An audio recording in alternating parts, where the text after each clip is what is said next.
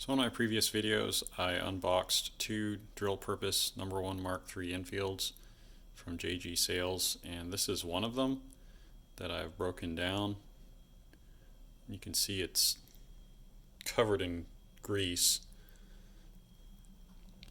This one is the 1941 Ishapore,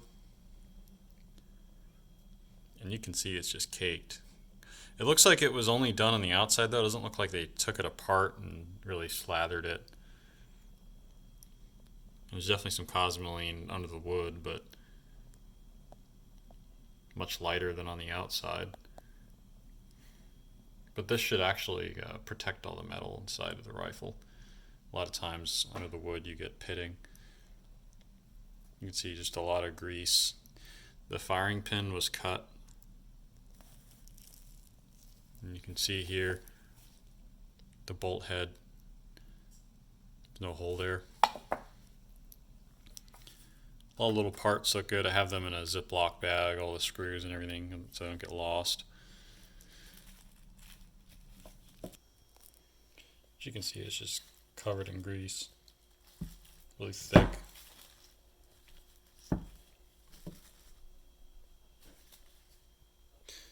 Looks like this is cracked down the middle. Doesn't appear to go all the way through down the whole thing, but it does look like a good crack.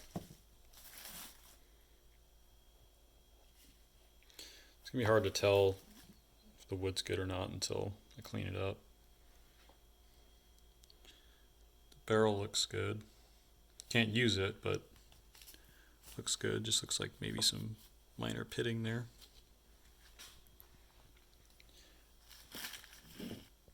Nose cap is pretty caked.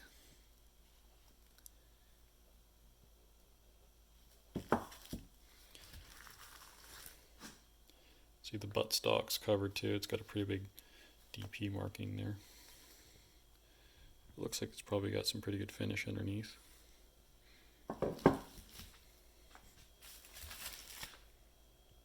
See the forestock's in pretty good shape.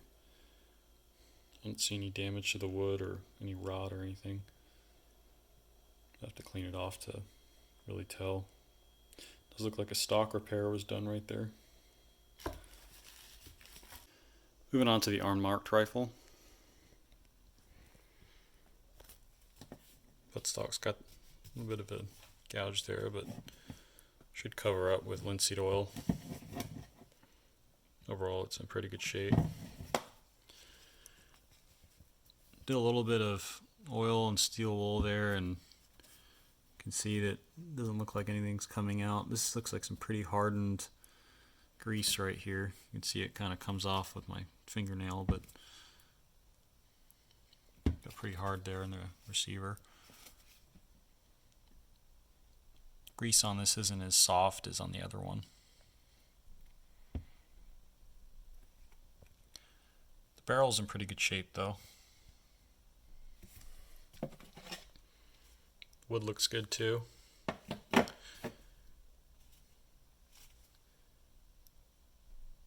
This one also has a crack right here.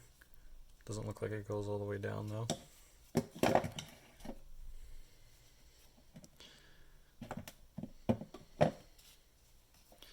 This firing pin isn't cut, and the bolt head here has a hole in it for the firing pin.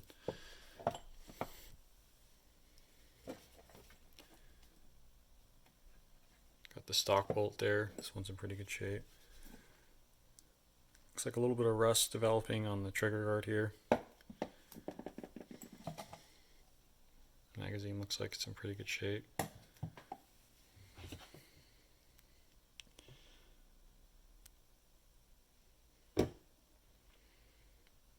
And this part of the forestock looks pretty good. Doesn't appear to have any repairs or anything on it. So I'm gonna let all the parts just sit in some oil and some Ziploc bags. I separated them out between two Ziploc bags based on their dates, and I'll be able to tell them apart that way. I did figure out this one is a 1960. You can see on the other side, it's got a date right there, RFI 1960. So I like to keep the parts separate. Not all of them are serialized, so I keep them in different Ziploc bags. But I'll let them sit for a while, and then I'll wipe some of this cosmoline off with the wood. I'm just going to use some linseed oil and get the cosmoline off that way. But with the metal parts, I'm just going to let them sit for a while so they can work their way out of all that grease. So I've got the 1941 Ishapora cleaned up. Take a closer look at it. Buttstock came out pretty good. Able to get the butt plate off and clean all that out. Also cleaned out the sling swivel. You can see here the forestock parts. Pretty dark still from all the grease that was on it, but clean them off so you can start to see the finish underneath. Got all the small parts in here. I got one screw that's still a little rusted. I have to clean out. A pretty good marking there. You have the crown there, and you have GRI, which if you see that on your Enfield, that means it was made in the rifle factory in India before it was turned over to India after the war. It says Ishapore 1941 shortly, and it's a Mark III star.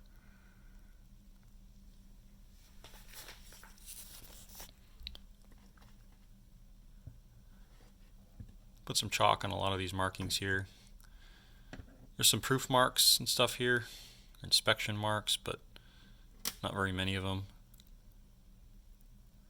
You can see it's stamped DP on both the barrel and the receiver, and the serial numbers match. A little bit of pitting here, as well as some pitting here on the barrel. It looks like there's a stamp here, 1952, so it's possible that was either if it was factory repaired or if this is when it became a drill purpose rifle, but there's a second marking there.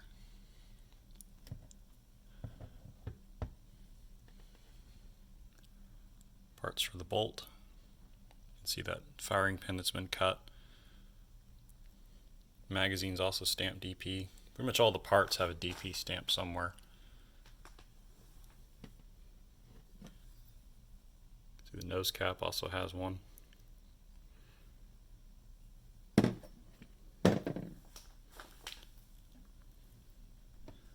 And the rest of the forestock. Still some work to go on it, cleaning it up, but you can see a lot of the grease has been removed. It's mainly just what's permeated into the finish.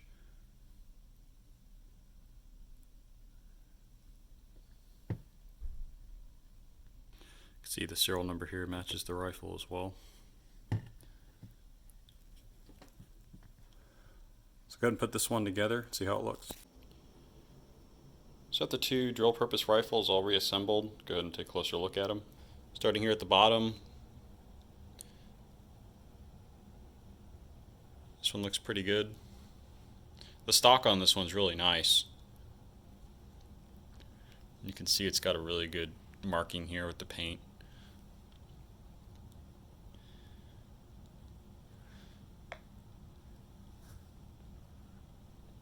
Overall, in pretty good shape.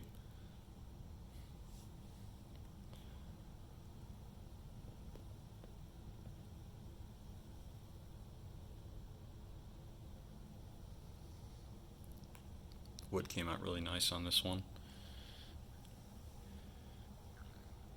And you can see on this top one, got a DP mark there.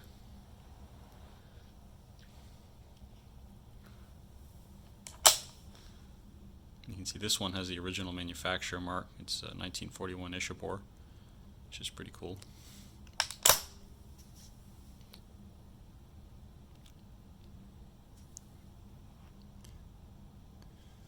All the serial numbers match on these.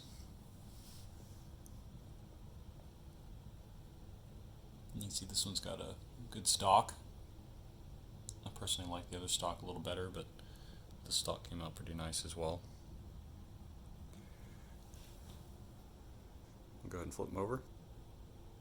You can see the one on the bottom here has the paint on the buttstock here.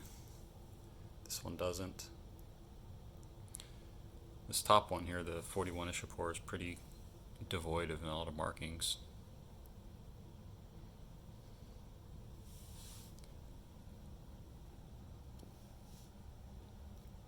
As you can see, in pretty good shape. See this bottom one here.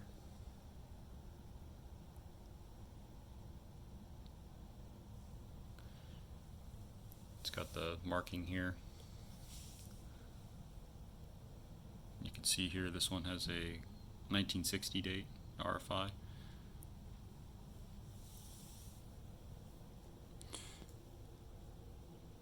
And so overall these are in pretty good shape. I would say if you need some of these little parts like sights and some of the wood here on the stock, you could definitely get one of these to help with restoring another infield that you have, maybe one that's been sporterized. You got your nose caps there, you got a lot of screws and little parts. Just be sure to be safe and check in with a gunsmith. Make sure that the parts you're using you can actually use on a weapon you intend to fire. I definitely wouldn't recommend using anything that's pressure bearing, like obviously the bore, the receiver, any of the bolt parts, anything like that. And some of the parts might not exactly be in good enough condition to use. I know some of these screws and stuff might be stripped. They might have some problems there. I know some of the magazines might not work very well as well. So, but for $99 but for the price they're asking for these, it's definitely worth it in my opinion if you have a lot of projects coming up, just to have some parts around. So this is informative. I think these are pretty cool rifles just by themselves. If you're looking for a wall hanger or something to actually do drill with, if you do living history, or if you're just looking for some of the minor parts and bits that are on these to help with some of your projects, they're definitely worth the investment. Definitely the price they're asking for is pretty low, so I definitely recommend it. If you like these types of videos, feel free to subscribe. I'll be posting some more videos coming up, including some collection videos. And if you have any questions, feel free to drop them in the comments and I'll answer them as I get them. Thanks for watching.